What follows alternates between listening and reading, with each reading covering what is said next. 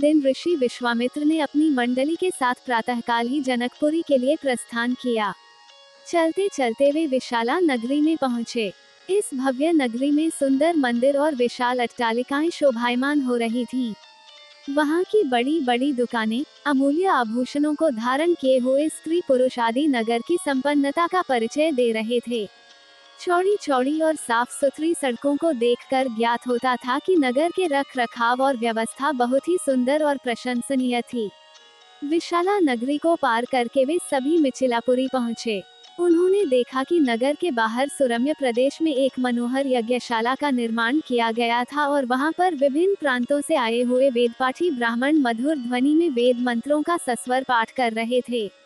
शोभायुक्त यज्ञ मंडप अत्यंत आकर्षक था, जिसे देखकर राम ने कहा, हे गुरुदेव, इस यज्ञशाला की छटा मेरे मन को मोह रही है और विद्वान ब्राह्मणों के आनंददायक मंत्रोच्चार को सुनकर मैं पुलकित हो रहा हूँ।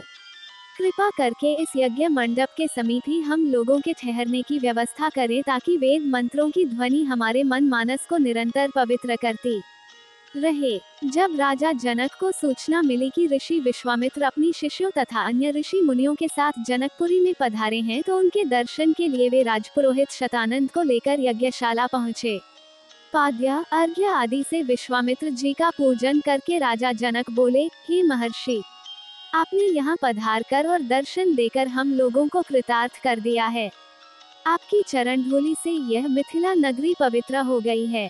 फिर राम और लक्ष्मण की ओर देखकर बोले, हे मुनिवा, आपके साथ ये परम तेजस्वी सिंह शावक जैसे अनुपम सौंदर्यशाली दोनों कुमार कौन हैं?